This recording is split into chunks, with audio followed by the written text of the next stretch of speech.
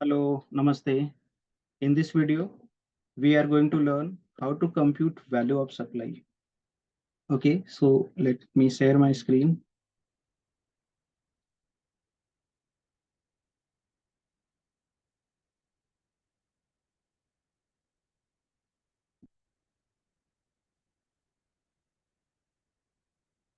Okay, pay attention now.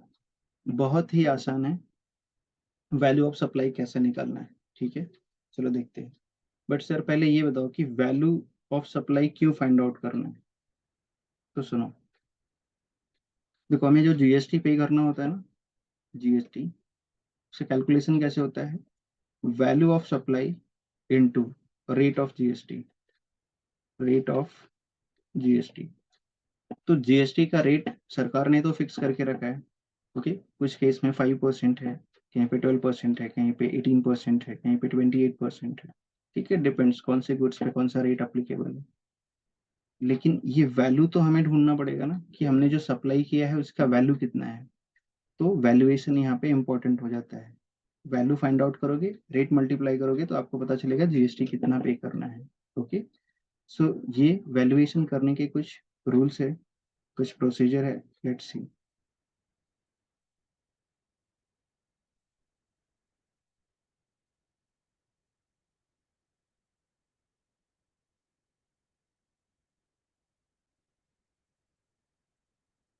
Okay, सबसे पहले आप स्टार्ट करेंगे ट्रांजैक्शन वैल्यू से. ट्रांजैक्शन वैल्यू वही जो गुड्स का प्राइस है, आपने जो प्राइस पे गुड्स खरीदा है, जो आपने पे किया है या पे करने का प्रॉमिस किया है. ठीक है, ट्रांजैक्शन वैल्यू मतलब सिंपली गुड्स का जो प्राइस है. ओके, तो उसका वैल्यू क्या है आप यहाँ पे लिखो. गुड्स का वैल्यू क्या है. ठीक, अब इस वैल्यू में कुछ चीजों को ऐड किया जाता है. तो मैंने यहाँ पे लिखा है प्लस स्त्री. सर ये स्त्री क्या है. ये स्त्री कहीं वो तो नहीं जो मीम में आता है, वो स्त्री है कुछ भी कर सकती है, नहीं. ये स्त्री वो वाली स्त्री नहीं है जो आप लोग मीम में शेयर करते हो. ये स्त्री का मतलब मैंने नीचे लिखा है. देखो क्या मतलब है इसका. I stands for incidental charges. S stand for subsidy other than government. Okay, next T. T stands for taxes other than GST. R, recipient paid on behalf of supplier. I, interest, late fee, penalty etcetera. ये सब add करोगे तो आपको मिल जाएगा value of supply. Sir लेकिन कुछ समझा नहीं, ये सब क्या है और क्यों ऐड करना है. ठीक है, एक एक पॉइंट करके समझाता हूँ. तो आपको क्या बताया मैंने, जो आपका गुड्स है या सर्विस है उसका जो प्राइस फिक्स किया हुआ वहां से स्टार्ट करेंगे आप. ठीक है, अब इसमें जो ऐड करना है स्त्री को, उसके एक एक लेटर का मतलब समझते हैं. आई मतलब इंसिडेंटल चार्जेस. इसकी बात करते हैं इंसिडेंटल चार्जेस. ये क्या होता है. देखो अभी बात स्त्री से शुरू हुई तो एग्जाम्पल भी वैसे ही आ रहा है. समझो, आपको एक लड़की पसंद आ गई. ठीक है, और आप उसको इम्प्रेस करने के लिए उसे गिफ्ट देना चाहते हैं. तो आप पहुंच गए गिफ्ट शॉप पे, एक बढ़िया सा गिफ्ट सोचा क्या लें इसके लिए. तो आपने एक उसके लिए सूट खरीदा कि शायद ये इसको पसंद आएगा और ये इम्प्रेस हो जाएगी. ठीक है, तो वो सूट का प्राइस है 5,000. अब ये सूट आप उसको ऐसे थोड़ी दे दोगे, उसको पैक करवाना पड़ेगा. तो 5,000 तो ट्रांजैक्शन वैल्यू है, लेकिन दुकान वाला बोल रहा है पैकिंग के 500 रुपये अलग से लगेंगे. तो वो है इंसिडेंटल चार्जेस. समझ में आया. जो आप ट्रांजेक्शन कर रहे हो उससे रिलेटेड कुछ और कॉस्ट आ रहा है, कुछ और एक्सपेंसेस हो रहा है, तो वो हो गया इंसिडेंटल चार्जेस. पैकिंग चार्जेस एक एग्जांपल बताया. कहीं पे कमीशन भी देना पड़ता है, कहीं कुछ और पे करना पड़ता है. तो इस ट्रांजेक्शन से रिलेटेड जो भी कॉस्ट है वो भी आपको ऐड करना है इंसिडेंटल चार्जेस बोल के. ठीक है, तो इंसिडेंटल चार्जेस के लिए यहाँ पे आप अमाउंट डाल दोगे. तो क्रॉस मार्क कर रहा हूँ मतलब वहाँ पे आपको अमाउंट लिखना है. ओके, बाकी ये फॉर्मेट फिक्स्ड है. इससे ज़्यादा कुछ नहीं, कम कुछ नहीं, यही फॉर्मेट है. इसको आप एक बार समझ लो, आप कोई भी क्वेश्चन इजीली क्रैक कर पाओगे. ठीक है, second point. Subsidy other than government, मतलब कई बार ना हमको कुछ चीज़ों पे गवर्नमेंट से सब्सिडी मिलता है, मतलब कम प्राइस पे मिलता है, उसका कुछ अमाउंट गवर्नमेंट पे कर देती है या गवर्नमेंट रिफंड कर देती है, बट ये अदर देन गवर्नमेंट है। ठीक है, ऐसी सब्सिडी जो गवर्नमेंट ने ही किसी और ने दी है। फिर ऐसे कैसे, नहीं समझ में आया तो एग्जाम्पल सुनो। आप ये जो लड़की को इम्प्रेस करना के बारे में सोच रहे हो ना,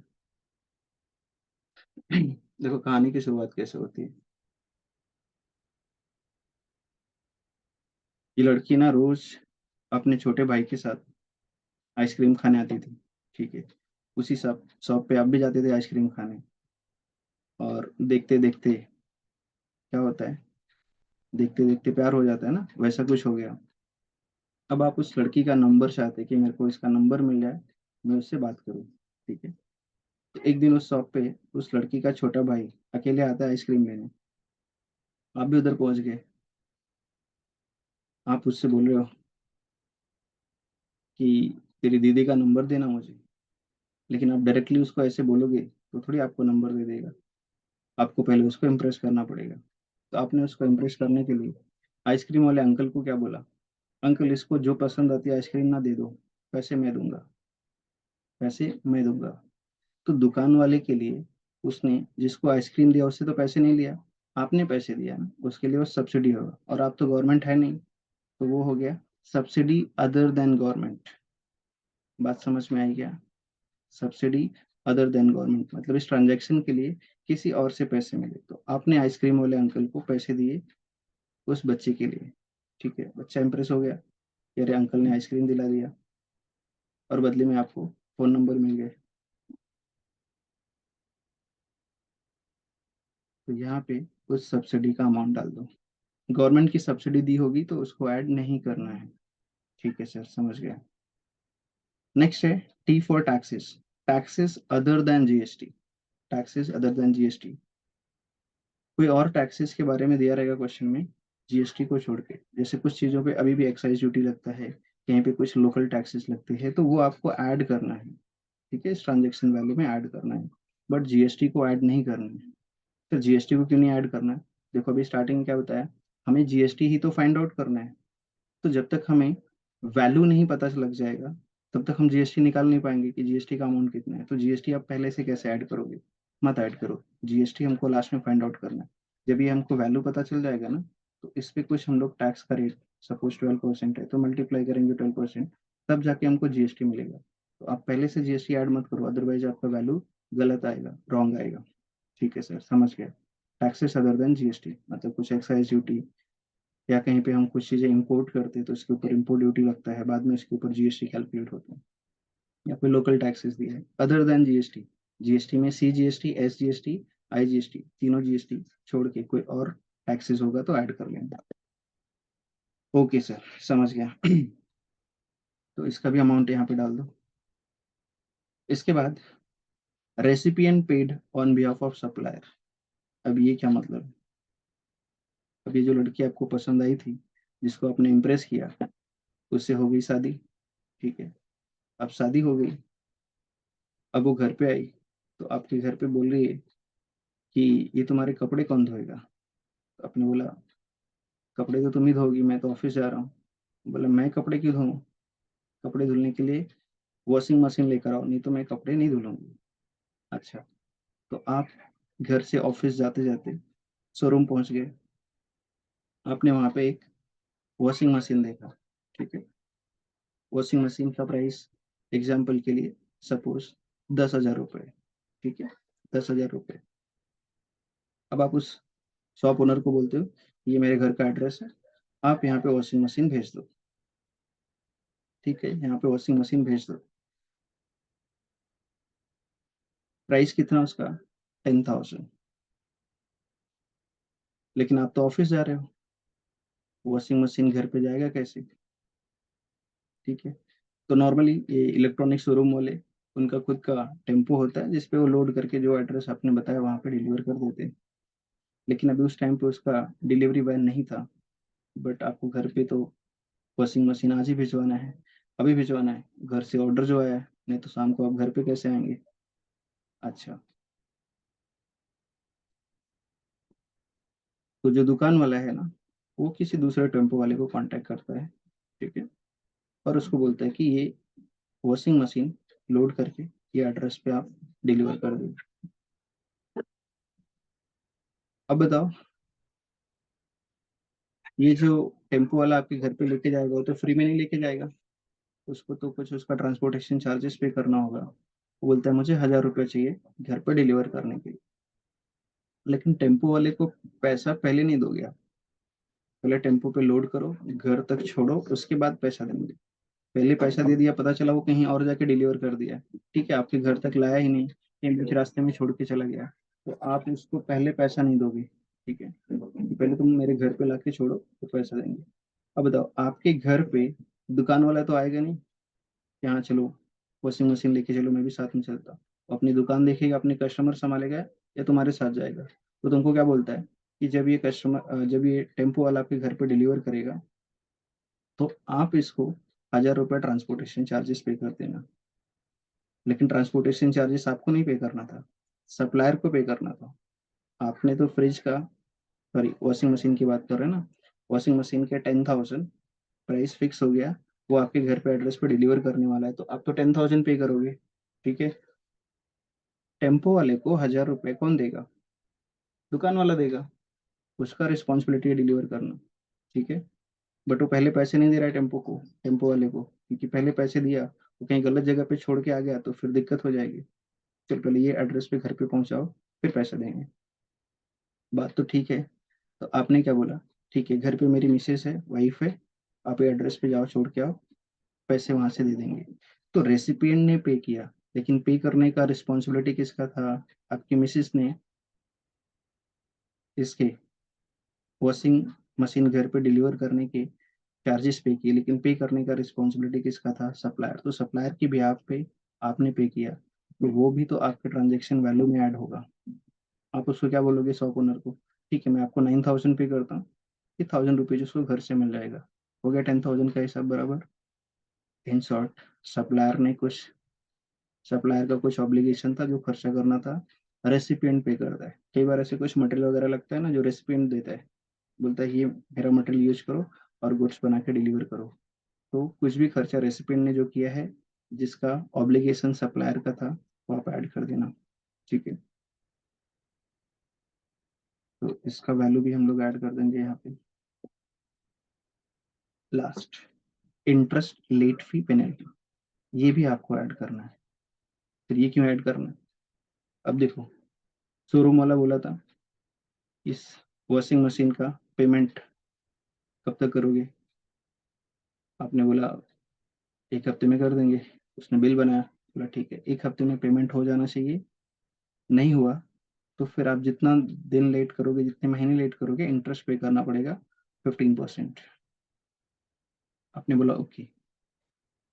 अब आपने फ्रिज, सॉरी वॉशिंग मशीन की बात हो रही है, वॉशिंग मशीन घर पे मंगा लिया, यूज भी कर रहे हैं, लेकिन अभी सप्लायर का अभी तक पेमेंट नहीं किया या पार्ट पेमेंट किया, तो बाकी बैलेंस पे वो फिर इंटरेस्ट के साथ पैसा वसूलेगा। हाँ सर, आपने पेमेंट करने में डिले कर दिया, उसका लेट फी पेनल्टी लगा सकता है, वो भी ट्रांजैक्शन वैल्यू में ऐड होगा, ठीक है। ये सारे वैल्यूज ऐड करोगे तो क्या मिलेगा आपको? आपको मिलेगा वैल्यू ऑफ सप्लाई, ठीक है। और फिर इस वैल्यू ऑफ सप्लाई पे जीएसटी का टैक्स का रेट अप्लाई करोगे, रेट ऑफ जीएसटी, तो आपको पता चल जाएगा कि जीएसटी का अमाउंट कितना हमें पे करना है। बोलो बात समझ में आई? Yes sir. अगर आपको ये कॉन्सेप्ट समझ में आ गया वैल्यूएशन का, तो चलो एक क्वेश्चन भी प्रैक्टिस कर लेते हैं सो दैट कॉन्फिडेंस आ जाएगा। और ये क्वेश्चन है यहाँ पे, ये क्वेश्चन मुंबई यूनिवर्सिटी के एग्जाम में पूछा हुआ है, ठीक है। लेट्स सी क्या दिया है क्वेश्चन में। Miss Swara entered into a contract with miss Asha for supply of machine. अच्छा देखो, एग्जाम्पल में भी हम मशीन की बात कर रहे थे, वॉशिंग मशीन, यहाँ पे मशीन कोई भी गुड्स हो सकता है, क्वेश्चन में मशीन लिखा है तो मशीन कुछ भी हो सकता है। Calculate value of supply as per the section 15 of CGST act. तो सीजीएसटी एक्ट का सेक्शन 15 ट्रांजेक्शन वैल्यू, उसमें क्या चीजें ऐड करनी है उसके बारे में बात करता है, ठीक है।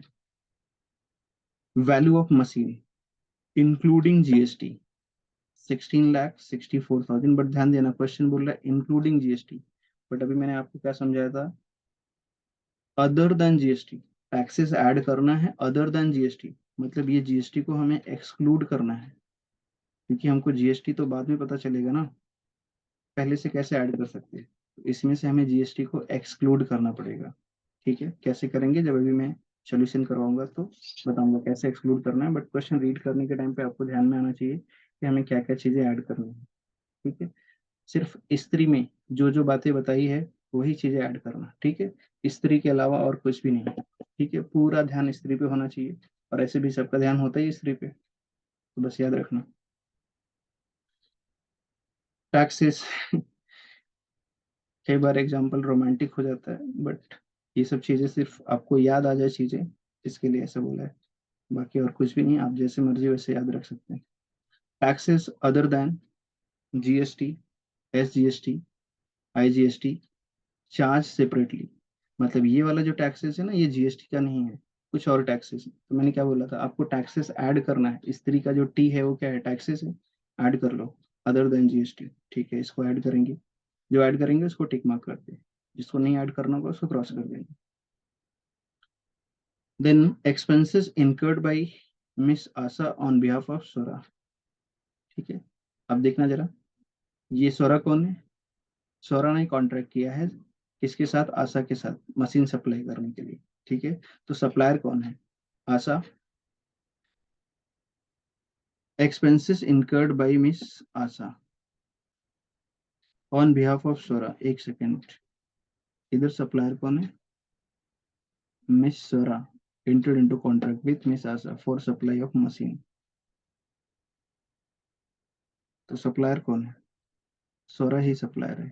ठीक है, एक बार रीड कर रहे हैं, पता नहीं चल रहा है सप्लायर कौन है, बट आप क्लियरली देखोगे तो पता चल जाएगा। ठीक है, सप्लायर कौन है, स्वरा, वो आशा को सप्लाई कर रही है। तो एक्सपेंसेस कौन इनकर कर रहा है, आशा, आशा कौन, रेसिपिएंट। ठीक है, किसके बिहाफ पे, स्वरा, स्वरा कौन, सप्लायर। तो सप्लायर के बिहाफ पे अगर रेसिपिएंट कुछ एक्सपेंस इनकर कर रहा है तो वो बताया था मैंने ऐड करना है। ठीक है, स्त्री में जो आर है वो क्या था, recipient paid on behalf of supplier. ठीक है, क्या देखो, pre installation consultancy, machine install करने से उसका कुछ कंसल्टेंसी चार्जेस पे कर दिया, कमीशन, मशीन को खरीदने के लिए कुछ एक्सपेंस कमीशन के फॉर्म में पे किया, उसका कुछ डिजाइन चार्जेस, तो ये सारे एक्सपेंसेस है, ऐड करना है, टिक मार्क कर दिया।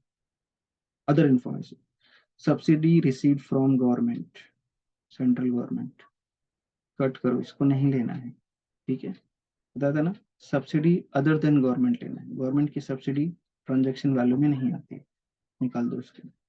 Subsidy receive from Bombay merchant association, merchant मतलब व्यापारी लोग, इनको हर बिजनेस में ना जो व्यापारी होते हैं उनका कुछ एसोसिएशन होता है, उनके बिजनेस के इंटरेस्ट को प्रोटेक्ट करने के लिए, इससे भी कुछ सब्सिडी मिला है, बट ये तो गवर्नमेंट नहीं होते ना, ये व्यापारी लोग ही होते हैं, उनका ग्रुप होता है। ठीक है, वो अपना रजिस्ट्रेशन करा के एसोसिएशन बना लेते हैं, तो ये तो लेना है, ये गवर्नमेंट नहीं है, इनसे सब्सिडी मिला तो ऐड करना है। Customise packing charges paid by मिसोरा ऑन रिक्वेस्ट ऑफ आशा, कुछ पैकिंग चार्जेस, कस्टमाइज मतलब अब ये मशीन है तो इसी कुछ स्पेशल पैकिंग करनी पड़ेगी, so that during transportation damage ना हो जाए। ठीक है ना, तो स्पेशल पैकिंग करनी पड़े, तो वो भी तो कॉस्ट है, ऐड कर दो। आपको समझ में आ गया क्या क्या ऐड करना है क्या नहीं ऐड करना है, बस अब वैल्यू फाइंड आउट करना है। देखो इसका सोल्यूशन कैसे आएगा, बहुत ही सिंपल है। Solution, calculation of value of supply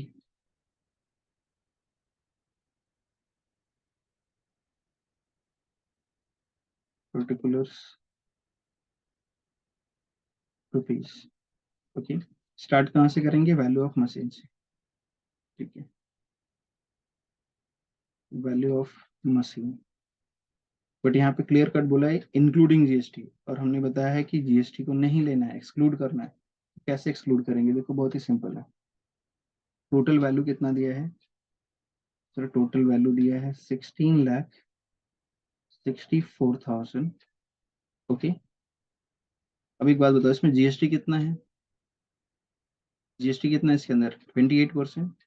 तो इसका मतलब अगर 100 रुपीज का मशीन का वैल्यू है तो उसमें 28 रुपीज टैक्स है।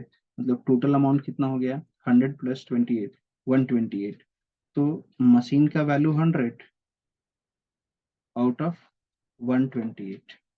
समझ में आया? तो आपको वैल्यू ऑफ मशीन मिल जाएगा, इसमें से जीएसटी एक्सक्लूड हो जाएगा।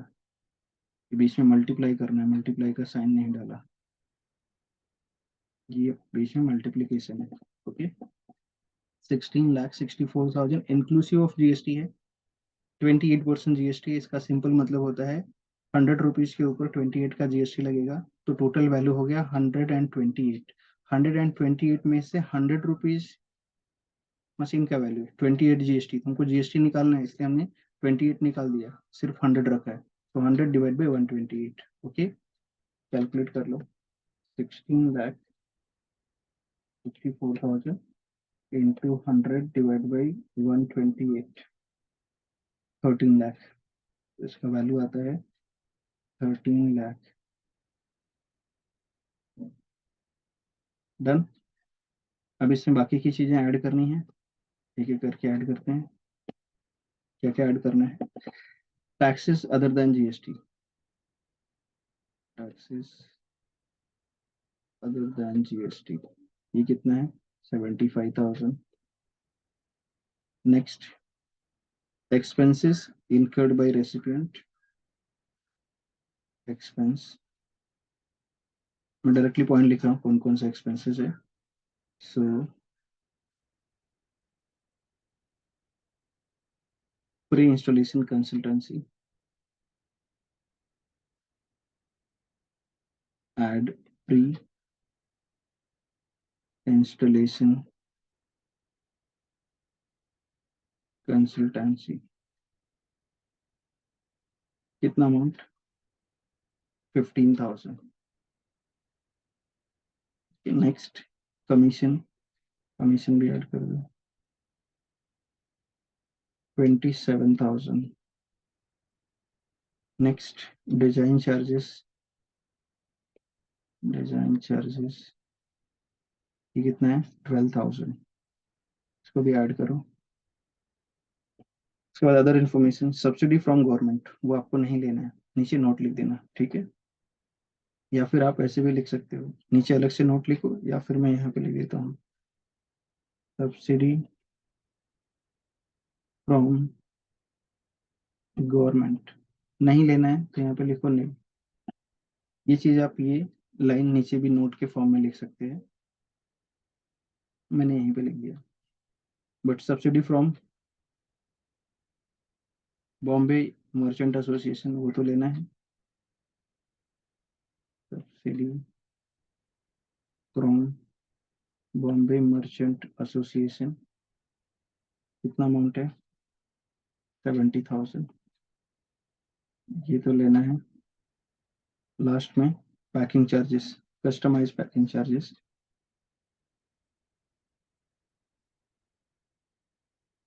Customise packing,